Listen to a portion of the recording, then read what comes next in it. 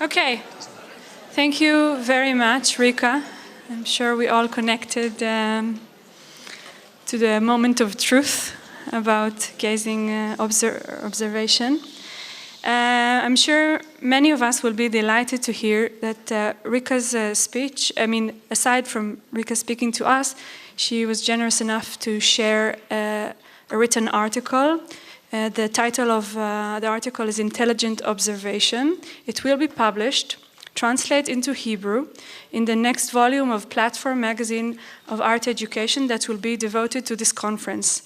The special international issue will be distributed to all the subscribers immediately at the end of the conference. You'll be able to find it if you enter in Hebrew, Platforma, Ktav Et.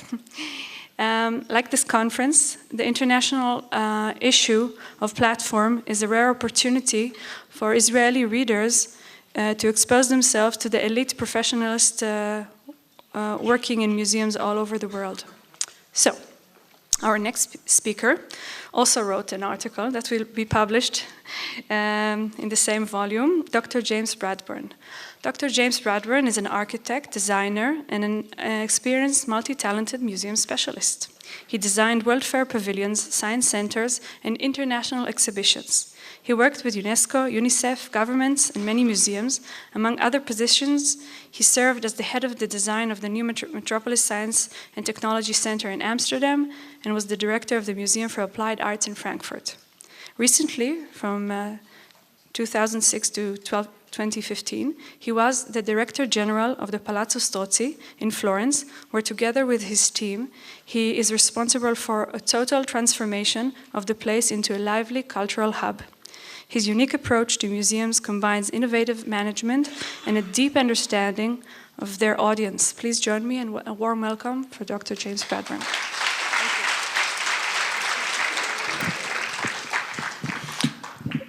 Shalom. And first of all, the thank yous, I won't go into the detail. Everybody has said all the right names. So thank you to everybody for the invitation. And thank you all for being here. You might not suspect it, but I actually have a long relationship with the Israel Museum. I was one of the Friends of the Israel Museum in Paris in 1989. My thesis advisor for my PhD was Peter Hillman, whom you probably remember as director of the Science Center.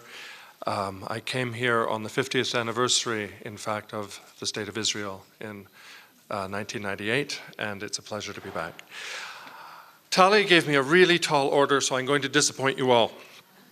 I'm going to touch briefly on what museums are for in a broader sense, and then I will talk at some greater length, but not too long, I hope, about the experiments we've conducted for the last 8 years at the Palazzo Strozzi, where I had the extraordinary opportunity to have a wonderful team and to be able to start literally from an institution, an old Italian palace with the doors closed, and turn it into what is now recognized as the city's leading cultural center, and in fact is even recognized internationally. We won the Best Exhibition of the Year award from Apollo magazine last year for Prontormo.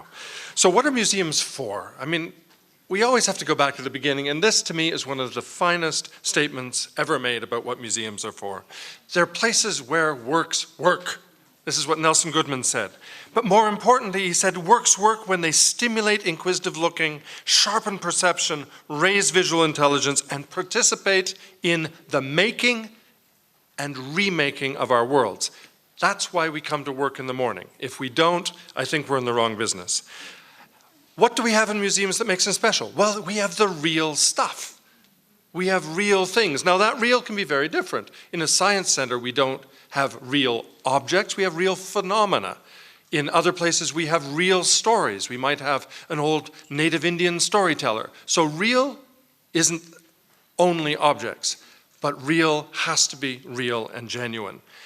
We also tell stories, but therein lies the question, what kinds of stories? Now, stories can be all-embracing, but they don't have to be linear. This is something that with exhibitions, our world in particular, in museums, it's not like a theater where you sit down and you listen to me start. I start, I go to the middle, I finish. You go to a play, a ballet, everything, it's as if the content moves in front of us and we sit still. That's not what museums are good at. Museums are great because we can go anywhere. We can go to the left, to the right, we can go upstairs, we have a coffee first. The museum experience is about our autonomy at putting the story together, which means we have to have a whole different approach to storytelling. And this is what Alice Munro says. Stories aren't a road to follow. They're like a house you live in, and you can walk in it in different ways and look out through different windows.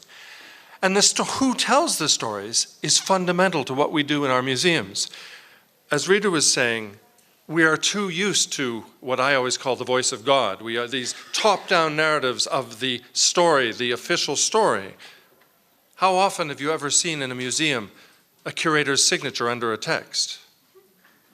They're anonymous. They're true. We have to believe them. Now, Bob Archibald, who was the director of the museum, the Missouri Historical Association, said we really have to ask a different question. We have to ask ourselves whether we're the ones who should be telling the stories. And he said no. He said, we are not the ones to make stories. We are here to create the conditions for other people's stories to be told. So what crises are we facing? This is the museum general part. We have three basic issues. We have a big problem, a challenge to face with the changing ecology of museum going.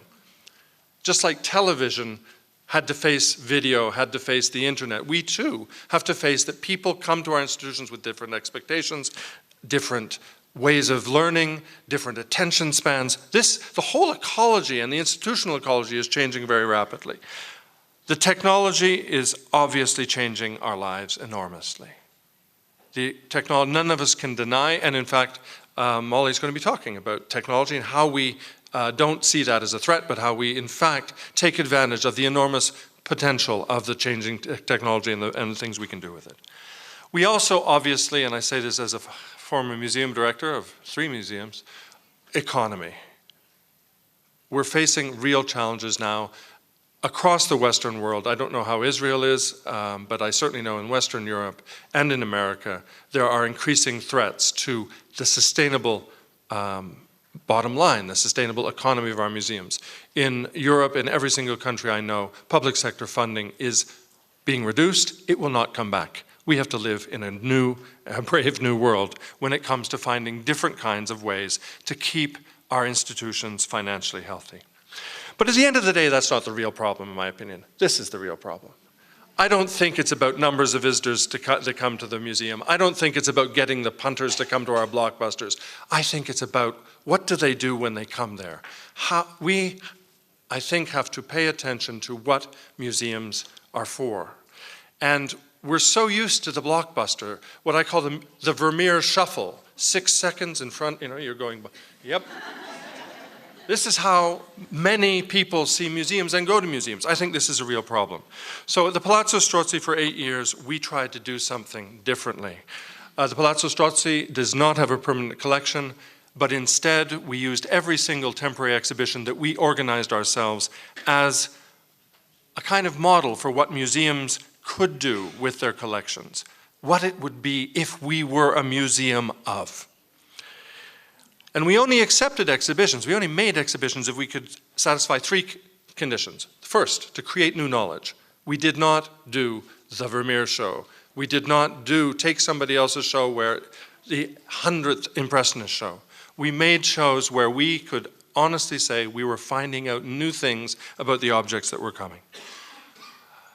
Not having a collection ourselves, we believed it was our responsibility to restore artworks. In Florence, we have some of the finest art restorers in the world. We spent up to 300,000 euros every exhibition restoring artworks, so they went back to their museums in better shape than they came to us. This was a commitment on our part, and if we couldn't restore, if the exhibition that we thought of or was proposed to us didn't have a restoration component, we didn't take it. And finally, we had to answer the question, could we transform visitors?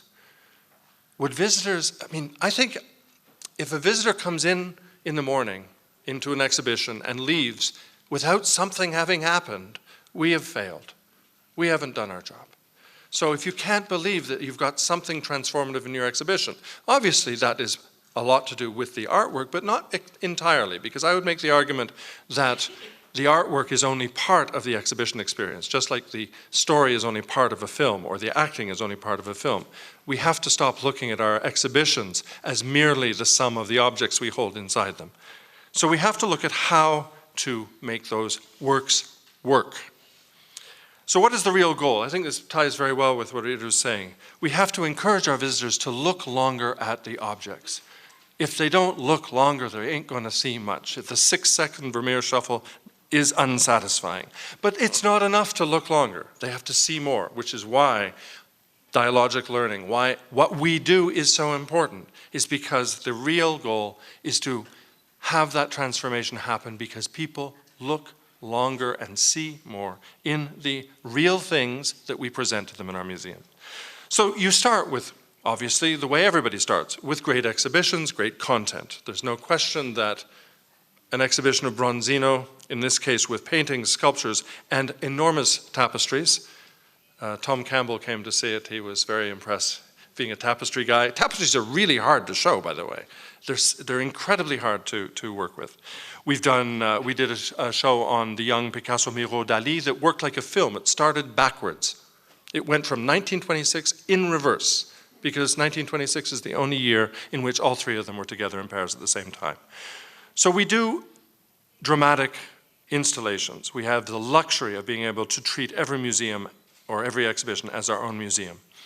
This exhibition, for instance, won the award last year in 2014.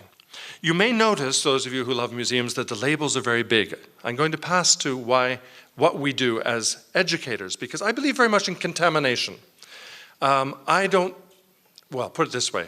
The luxury of being a director is that I could actually create a context whereby it was all right to let people have more information, educational experience in the exhibition itself, and not exile it to centers, other places, bringing in groups. We started in 2007 with an experiment called Cézanne in Florence, which was effectively about the first two collectors of Cézanne. Why was it important? Well, first of all, at our first meeting, I doubled the size of the labels. The curators were a little upset from the little labels, you know, the little labels that we usually see, yeah? Either about this big. Everybody, and they're all in front of the picture. This is a problem. At the Palazzo Strozzi, all of our labels are readable at 3 meters, at 10 feet, because that pushes people back. They can look at the picture and they can read the label. My goodness, what a revelation. We also, for the first time, started our policy, which we followed ever since, of having family and children's labeling for the exhibition. And this was part of a strategy which we called visible listening. It's about the other stories. It's about recognizing, not just listening. Just listening is called marketing. Visible listening is recognizing that other voices are there. So, for instance, why would we have another voice? Here's the label, actually. Rita, this is sort of like your kind of label. Good curatorial label, short sentences. Beverly Sorrell would be very happy. It's a good label by a curator.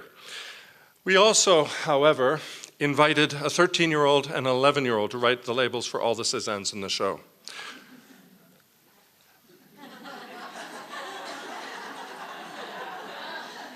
Now let me tell you what happened with that. People would read the curator's label, large, readable.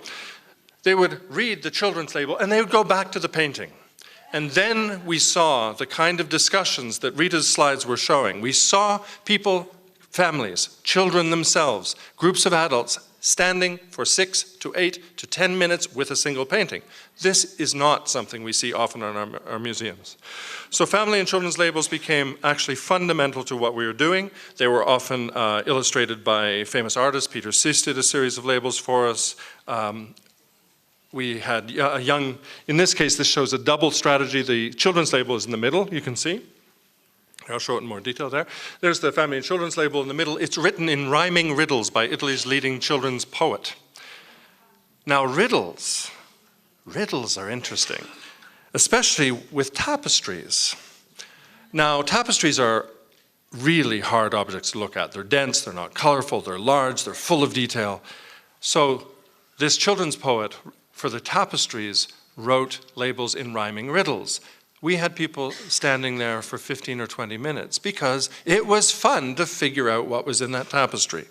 Again, one thing you'll notice, and this is perhaps makes this unusual in this setting, you're all educators and you do go out there and you work with the kids and the families, and as a director and as an exhibition maker, I try to make the place have that kind of quality of interaction when I'm not there or when we are not there. So a lot of these strategies are about how do you create an environment that works to create dialogue and discussion even when the educators aren't in the space, which is why contamination is fundamental. Now that contamination, in this case we had an exhibition on De Chirico, Max Ernst, Margrethe and Balthus, and the labels for the Balthus were written by a 16-year-old girl, which if you know Balthus, you will understand why that was actually an interesting perspective.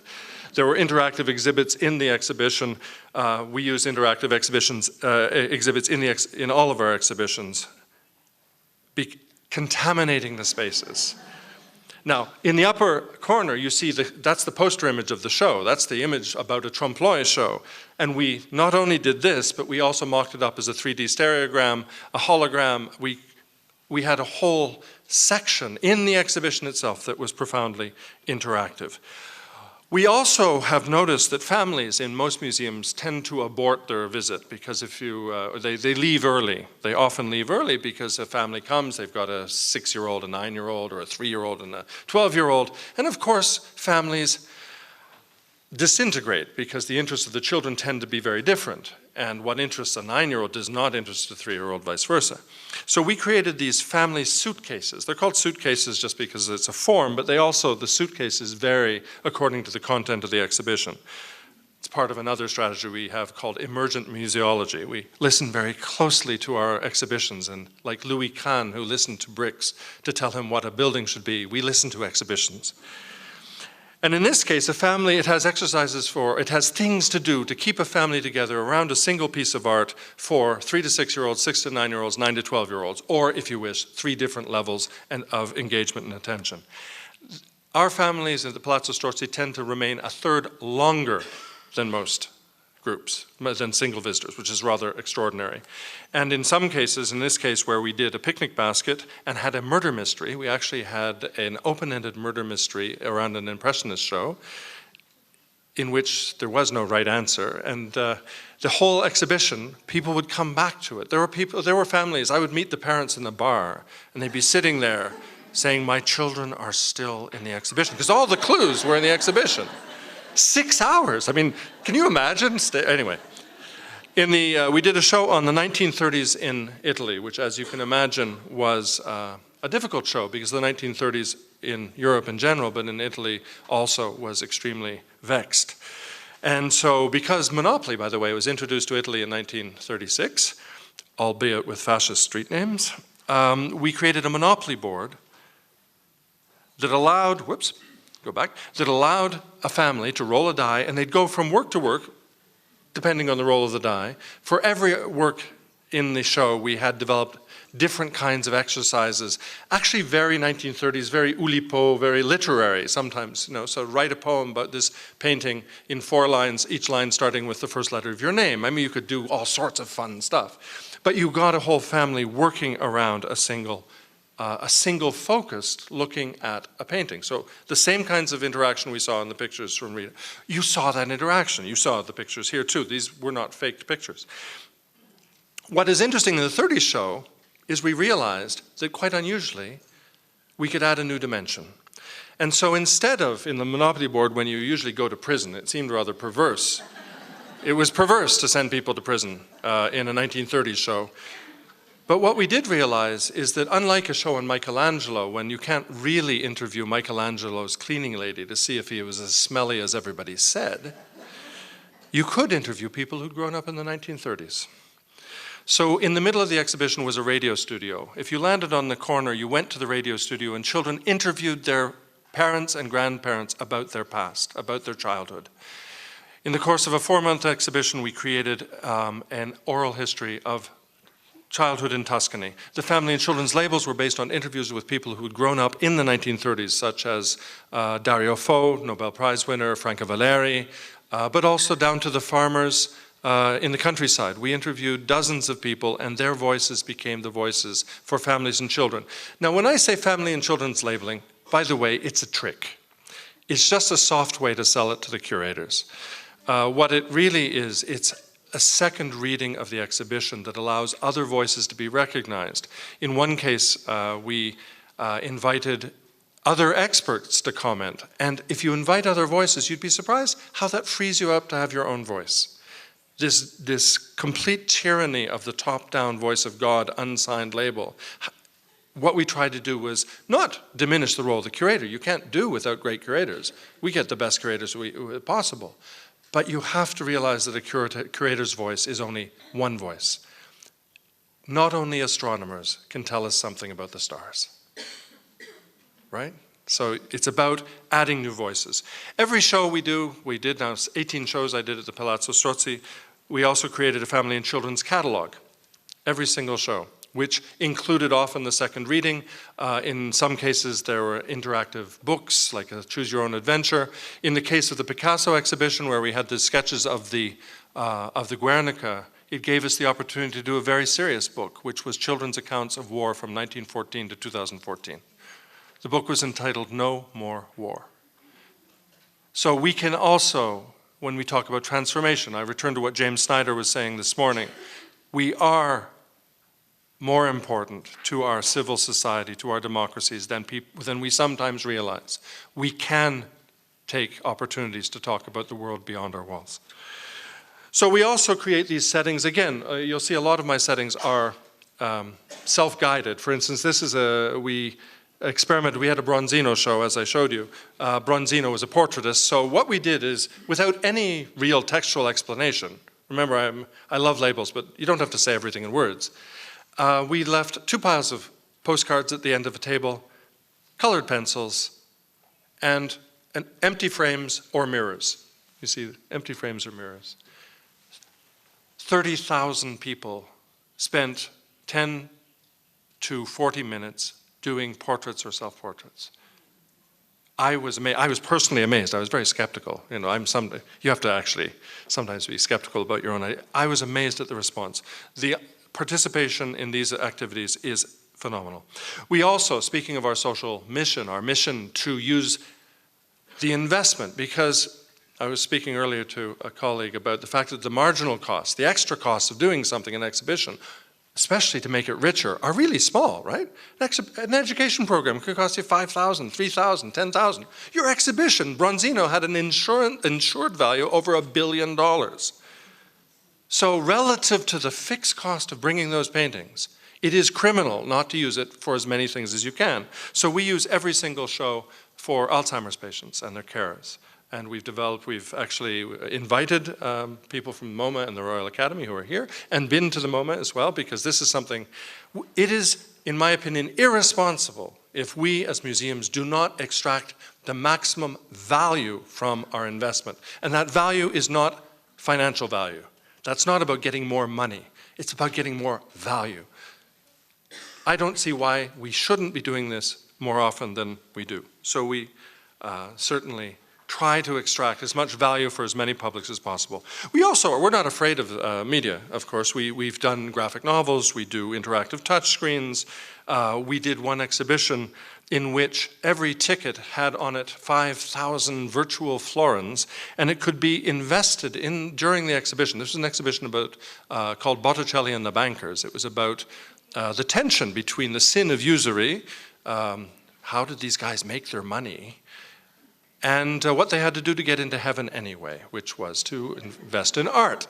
So if you didn't understand, in fact, the complex system whereby the Medici princes made their money by sending letters to London, which didn't look like work to the church, which is why they accused them of the sin of usury, you could play the computer game and invest your 5,000 florins. You made choices about how to get it to other places. You could send it to London, to Flanders, to Antwerp, and how to get it back to Florence and turn it back into a profit. If you made more than 10%, at the end of the exhibition, you got a discount in the shop.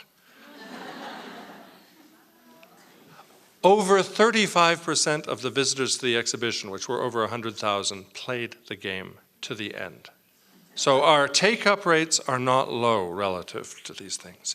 So this was a very interesting sort of experiment. This is all done by Italy, one of Italy's best graphic novelists. We also take the art out into the streets. I mean, we developed iPad applications where you could take paintings done in Florence, about Florence, in this case by American Impressionist artists, and superimpose them with your iPad, which takes you geolocated to where the painter painted the picture, and you can drop it over the reality today. We created passports to the city for children, for different tours. There's sort of ways to go to see the stuff you couldn't bring into the exhibition, available, of course, on iPad. We developed a system of kamishibai, which was bicycle-driven storytelling. So we would take the exhibition out to the parks and piazza throughout the city and tell the story, in this case, about Picasso, Miro, and Dali. Now, of course, when you're telling a story, if you're doing it dialogically, it's a very interactive project. It's not top-down. It's very, you know, this actress would go to a park and clack these sticks. The children would run. It's like the ice cream man. Yeah, they all run to hear the story, and she'd tell the story. I want to finish with the last show that I did, which is still open today. It closes today, actually. This show, it's on Hellenistic sculpture. And in this case, I deliberately wanted to show perhaps a way forward for museums to bring people back to their permanent collections without intervening in the collection itself. So here we treated the collection with no family and children's labels, no extra whiz-bangs, readable labels as always. The show starts with two objects. The first is an empty pedestal. It's an empty pedestal, is very important. It says on the bottom of it, Lysippos made this. Lysippos was Alexander the Great's sculptor. He is known to have created 1,500 bronze sculptures, of which 0 remain. So, it's a very brave decision to put this pedestal. And what we did is, instead of putting the labeling in the exhibition, we created the mystery of the missing statue. So you are given a context in which you can explore the exhibition, not just as a simple visitor looking at beautiful Greek sculpture, but as a collector, an archaeologist, or a forger. And you have a fully worked out folder with the context. You have secret information in it for each of the players. You have things that only you can get. And you can go through the exhibition trying to solve what the heck would have been on that pedestal, because nobody knows. Not a single expert in the world can say with certainty what was on that pedestal. So this is not just a game. It's not just a fun sort of thing. This is actually, coming back to my second slide, it's one of the kinds of real. This is what curators do. They look at objects, they read stuff, and they make proposals. We are inviting every visitor to think like a curator, a real curator, which is kind of exciting, don't you think? So this is the kind of thing that I think museums could do more of. As I said, there's lots of other discussions to be had, and I'm sure today we'll hear more about programming and people and interaction. But this is an attempt to create a setting, an environment in which the mind can come alive, but in particular in dialogue with other people. I want to pick up on this because we know from all the statistics that effective learning is what we do well, and tracking studies show that people will remember their museum visit for 30 years. They'll forget what they saw, but they'll say, oh, that was where my grandfather showed me that spiders could be beautiful. They remember the emotions that happen with other people. So it's what Michael Baxendall calls the museum triangle. He says nobody goes to a museum to look at the art. They go to talk about looking at the art. And this, except for those of us who are privileged enough to be specialists, and we go by ourselves, this is largely true. We go to museums to talk about our experience of looking at the art. And the art, we enter into the artist's mind, but also we share these thoughts with other people. That's what we remember. That's what brings us back to our civil mission. That's what brings us back to ourselves. We go there to enter into a dialogue with the art. So, for instance, we have reading rooms, we have touch tables, all these good things. Now, I'm running out of time, and I promise not to run late. So I want to finish with two general observations again, and that is, we can't lose sight of the fact that whatever we do, it really matters. It's more than just the artist. It's about what artists are and what art is. It's more then it's not just about teaching, it's about the world we want our children to grow up into. Our real work in museums, and this is what James Snyder said, and I don't feel embarrassed by returning to it, this is about cultural democracy. This is about building a stronger world. And every day I open the papers, I'm more and more worried, and I begin to think that our work is more and more important. We have to keep working to keep open society and civil society alive, because the threats are so present that if we stop, and everybody stops, maybe like the first director said, well, if we don't do it, people will lose this. And what world is that? I think we have to say. And I return to actually he was very unpopular for a long while, but of my generation, Ivan Illich was actually well-read. And when I read something like this, I don't think he was so far wrong. I think he had a sense of what world we want to grow into. Is not a world in which we are just consumers. Not a world in which democracy just means voting. Not a world in which we are passive pawns in other people's hands, but a world in which we create our own world together, and we create the stories that we want our museums to tell. Thank you.